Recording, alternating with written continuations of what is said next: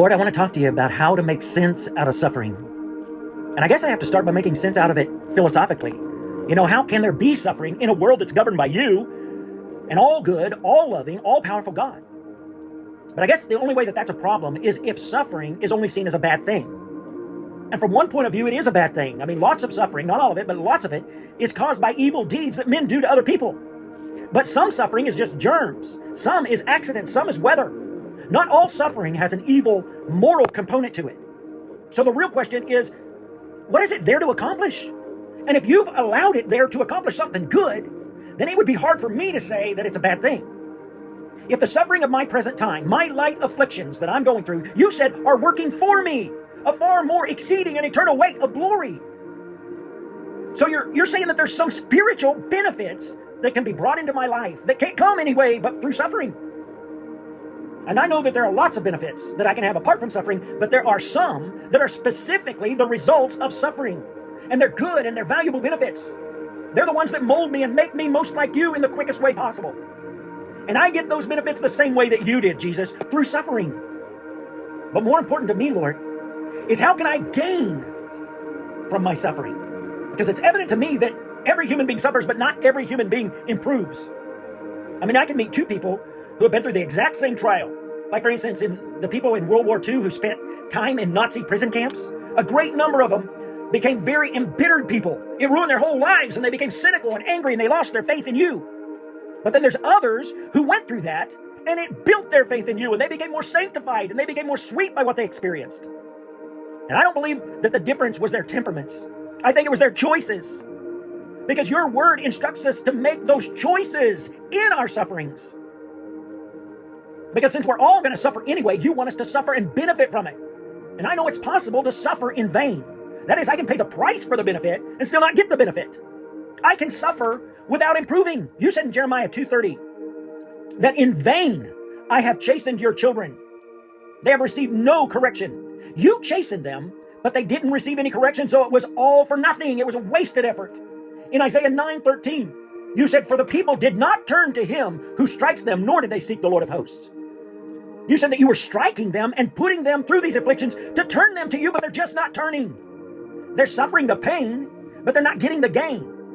You know the saying, no pain, no gain, but sometimes pain doesn't bring gain. The sufferer has a responsibility to respond to you in a certain way in their suffering, and that will always bring benefit. But if that response is not followed, then you offer no guarantees. Their suffering might be wasted. I remember a book one time that I never read, but I always thought the title said it all. Because it said, don't waste your sorrows. We're all going to have sorrows, but they're wasted if we don't improve by them. In 1 Peter 4:12, he said, beloved, don't think it strange concerning the fiery trial that's to try you, as though some strange thing happened to you. But Lord, sometimes it does feel like it's strange. It's a strange thing when I suffer, and it didn't seem to me like I did anything to deserve it, But Peter's saying, don't think that it's strange. Don't say, what in the world's going on here? Don't say, where's God? Don't say, if God's on the throne, this wouldn't be happening.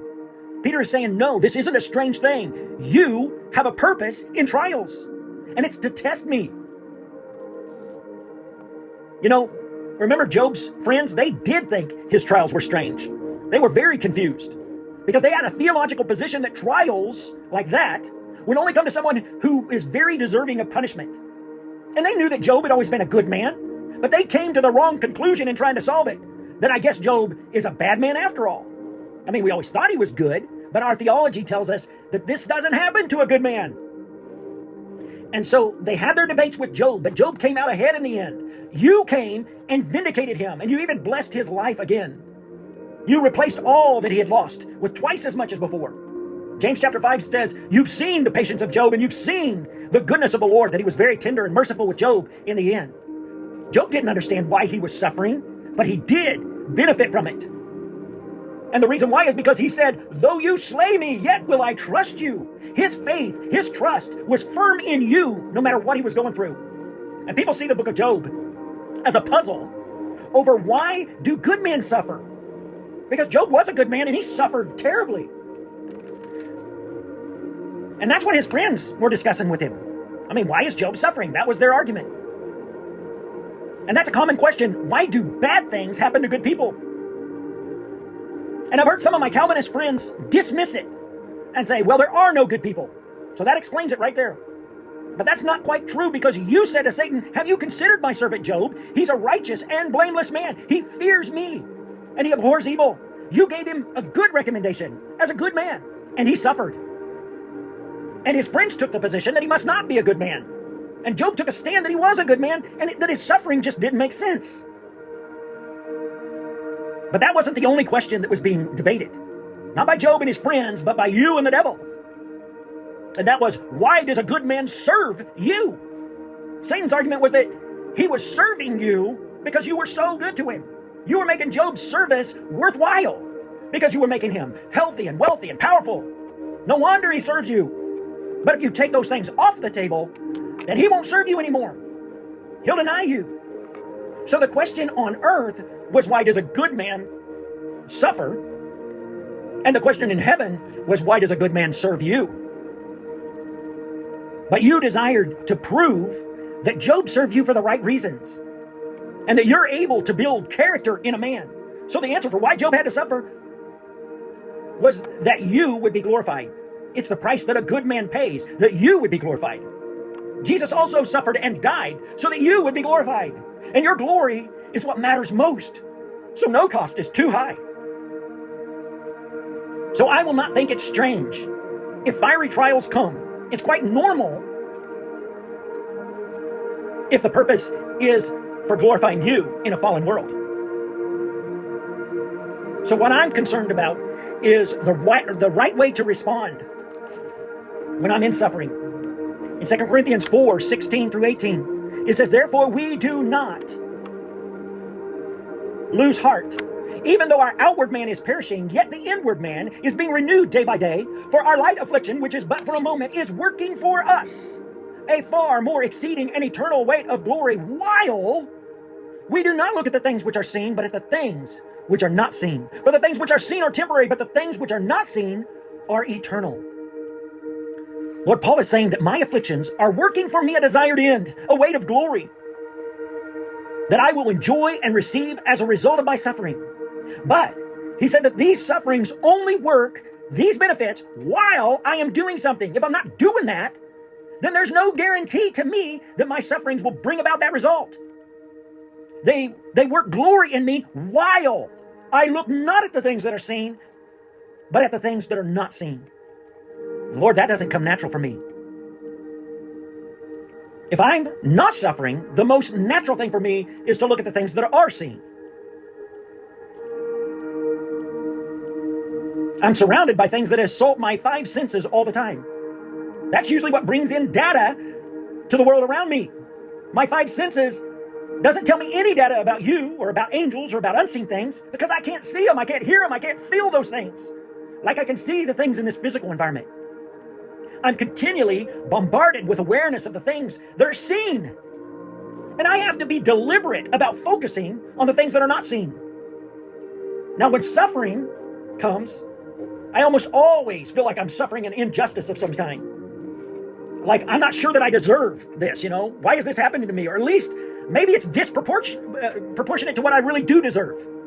Maybe I'm suffering worse than what I can justify. And I'm always analyzing it and I'm looking at it. I'm so aware of the pain because it's imposing itself on my physical senses. I'm aware of when I'm being deprived of something that I want, whether it's my health or my money or my reputation or my family, anything that I've lost in the suffering. But my focus is automatically on my circumstances and what I imagine that could have caused it and how I might be able to fix it. And Lord, I know sometimes there is things I can do to fix things. But my focus is always drawn to the suffering that I'm going through, to the circumstances, to what caused it, to the possible remedies. My suffering has a way of being a magnet for my attention. It's automatic. Even at the smallest level, if I go outside and it's a little chilly, I'll go back in and put on a sweatshirt to make myself comfortable without even hardly thinking about it.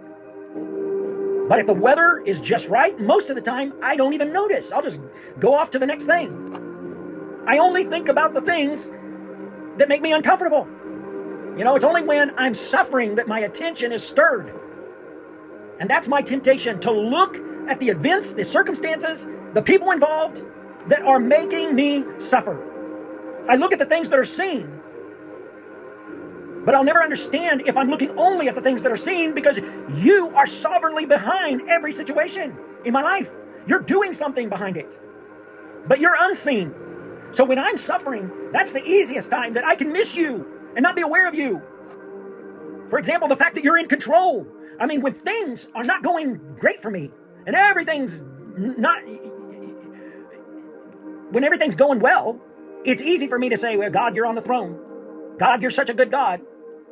It's when I suffer, all of a sudden, I'm starting to say, where are you, Lord? Why are you allowing this to happen, Are you even paying attention to me? Are you too weak to stop this? Why are you allowing this to happen? It becomes very easy for me to lose sight of the unseen reality that you're always in control. Now, I'm not saying that you're always manipulating everything, that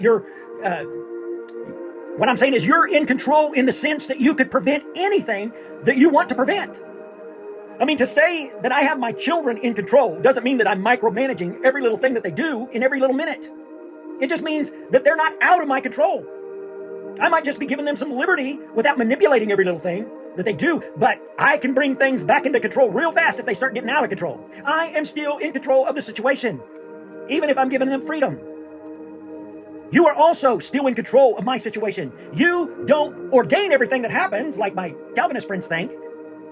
Your word makes it clear that you don't do that, but nothing happens but that you couldn't change it if you wanted to. You could interfere. You could intervene at any time. You could even prevent something from ever happening. There's no one more powerful than you.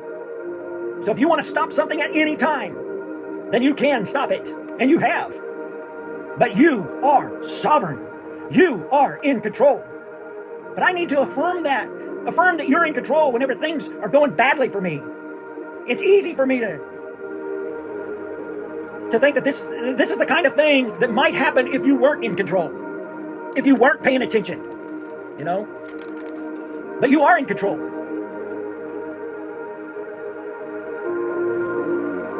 When it's not obvious, it's still invisibly true. That's why I need to look at the things that are not seen, that you are sovereign, that you are in control, and I refuse to ever give up that point. That's what faith is. It's the substance of things hoped for, the evidence of things not seen. There's an unseen realm that I know about because you testified of it, and I believe you. And sometimes it doesn't look like it. If I'm looking at what's seen, I'm going to get the wrong impression. So I have to refocus on what's not seen. There's a crisis happening in my world. But what I know to be true, what I can't see, but I know to be true, is that you are totally the master of my situation. And this would not happen without your permission. And therefore, I can trust that whatever malice may be behind the persons that brought this about, even the devil himself, doesn't matter if you meant it for good. I mean, Joseph said that in Genesis 50:20. When his brothers sold him into slavery, and finally you turned everything around, Joseph said that as for you guys, you meant it for evil against me, but God meant it for good in order to bring it about as it is this day to save many people alive. So in Joseph's his life, bad things happened. They were the kind of things that no one would think that you would have approved of. But we can see now, looking back, that you were never out of control in Joseph's situation. Sure didn't look like it when his brothers threw him into a pit and you didn't deliver him, even though I'm sure he cried out to you. When he was sold into slavery, I'm sure he cried out to you. When Potiphar's wife accused him, I'm sure he cried out to you and he still went to jail. When the butler forgot about him, I'm sure he cried out to you, but he was still stuck in jail for 2 more years. And it didn't seem like you were in any of it, but you were in it. You meant it all for good. You had a purpose in it. So I have to believe in you by looking at what is not seen.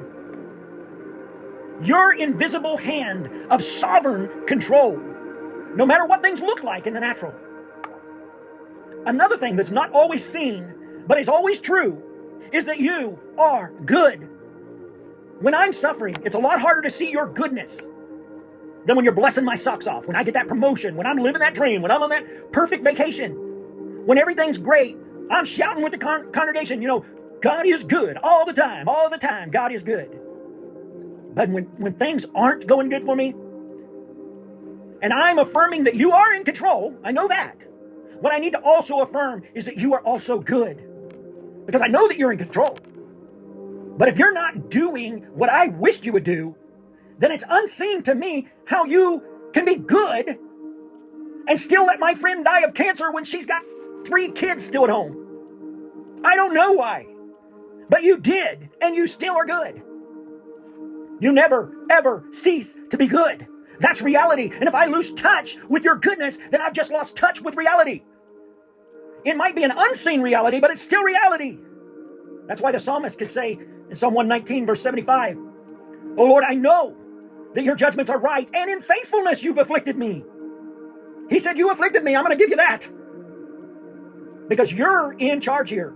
You're in control here. It was you that afflicted me, and I didn't like it. But you did it in faithfulness. I know you're faithful. I know you're good. You're a good God. Even if what you're doing isn't pleasing me, I know you're faithful and you're good. Your judgments are right. So if you judged that this needed to happen to me, then you're right. You are always right. In faithfulness, you have afflicted me. Also, Peter said in 1 Peter 4:19, "Therefore let those who suffer according to the will of God commit their souls to Him in doing good as a faithful Creator." When I'm suffering, I need to say, God, you are a faithful Creator. I'm going to trust you with my soul. Remember when Naomi went into Moab and she ended up losing her husband and her 2 sons? And things were looking really bad for her. When she came back to Bethlehem, people remembered her and they said, "Oh, hey, is this Naomi?" Which means pleasantness. But she said, "Don't call me pleasantness. Call me Mara," which means bitter. She said, "Because the Lord has dealt bitterly with me." Lord, she saw you in sovereign control in the death of her husband, in the death of her 2 sons. But see, she wasn't so sure of your goodness. I mean, she finally came around, but she struggled with your goodness because it didn't seem like a good God would allow all that.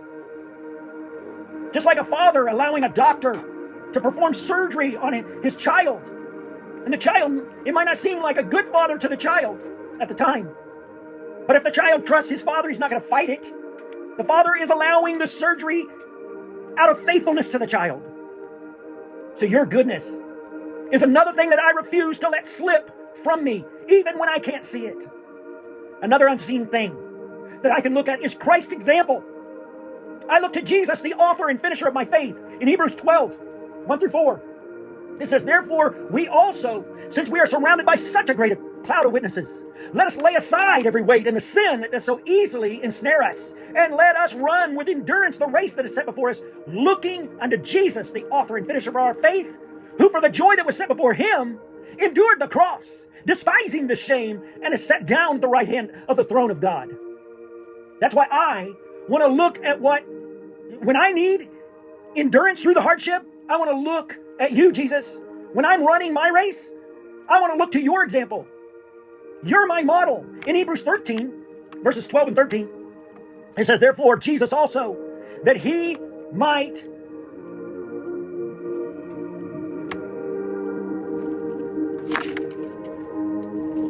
sanctify the people with his own blood, suffered outside the gate. Therefore let us go forth to him outside the camp, bearing his reproach."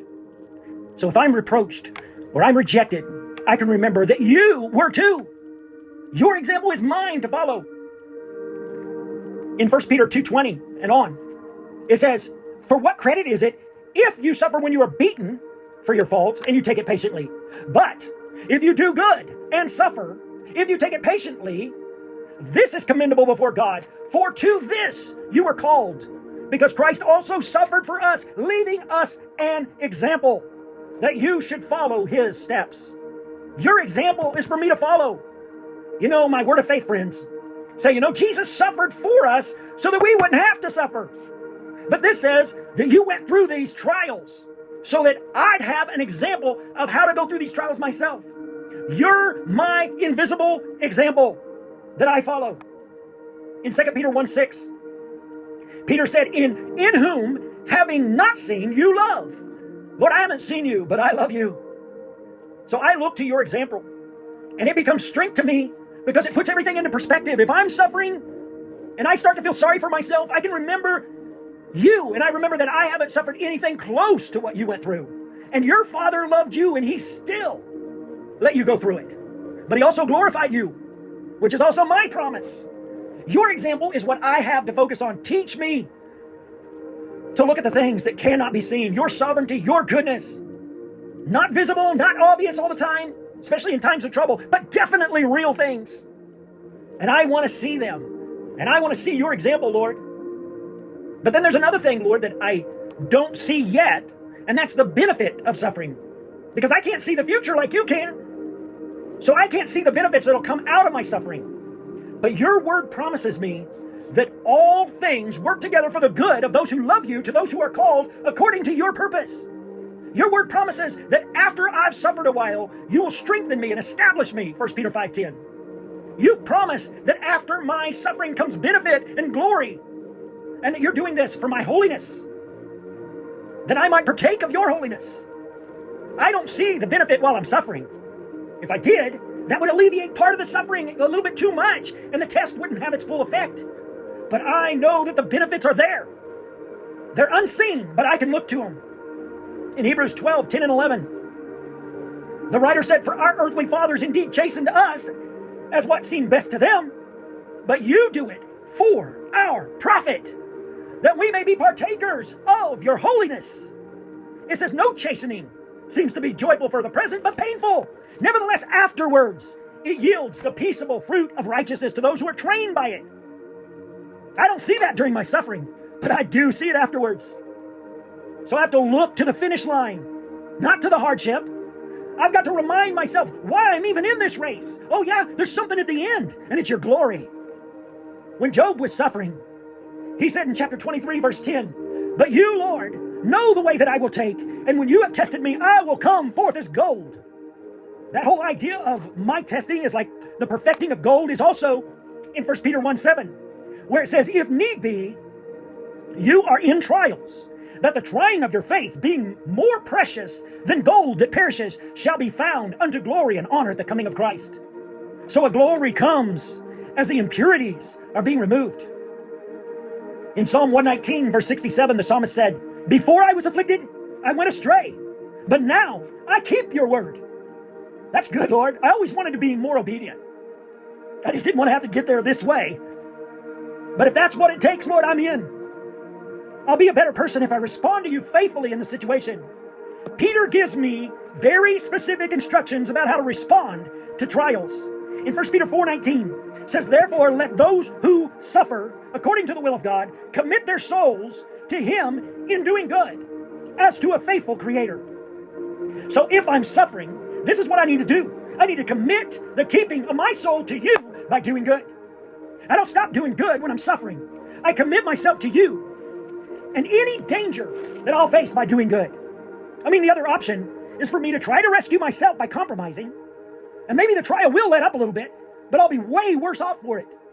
So I keep on course. I keep doing good. I finish strong. I keep doing the right thing. And in doing so, I'm committing my soul to you. I'm putting myself in your hands. And I believe that you're a faithful Creator. That's what Jesus did in the Garden of Gethsemane. He said, "Father, if possible, let this cup pass from me. But not my will, but yours be done." And He made Peter put away his sword. He said, "The cup my Father has given me to drink, I'm going to drink it. I'm not going to rescue myself. I'm putting myself in His hands. And I'm going to be totally obedient, drink the cup that He gave me, and leave the outcome up to Him." And that's why one of the last things He said on the cross was, "Father, into your hands I commit my spirit." That's the same thing that Peter told me to do, to commit my soul to you when I'm suffering. And Jesus was actually quoting Psalm 31:5. From what I've heard, it was actually a bedtime prayer that Jewish children learned from their parents. You know, kind of like saying, "Now I lay me down to sleep, I pray the Lord my soul to keep." It was probably the first prayer that Jesus ever learned from Mary and Joseph. But it was also the last prayer that He prayed to you as He died. I wonder how Mary felt there at the cross, hearing that prayer that she taught you when you were little. You did it though. You committed your soul to God. And it cost you your life. But you rose again and you were glorified. So it was safe for you to commit your soul to God. Even though He sent you through the wood chipper. You know? So if I'm suffering, I want to keep doing the right thing. I want to keep doing the obedient thing. Moving forward in your will. I don't want to compromise, even if it means that I'm going to walk in the wood chipper. I'm going to commit my soul to you. I'm going to look at what's not seen, what's hard to see in suffering, that you're still on the throne and that you're good, that you're a faithful creator, and that Jesus went through way worse and He's my example. And there are changes and rewards and improvements that you promise to do in me if I go through the suffering properly. I want to cry out like Job, if you slay me, I'm still going to trust you. That's really the safest place for me. I might not be safe from the wood chipper, but I'll be safe from destruction. Because people who don't look to you in their suffering, instead, they look at who they're going to blame for it, and what all the things that caused it. And they become embittered by the people who failed them or the people who did injustices to them. Those people don't improve in their suffering. They go through the same suffering. They pay the same price, but they don't move any closer to being more like you, but less so. And even Christians are wasting their sufferings in this way. Lord, you tested Job to prove that he was already made of the right stuff, but the testing purified him even more. And he became an example for all of us. Make me faithful to you like Job was. In Jesus' name, amen.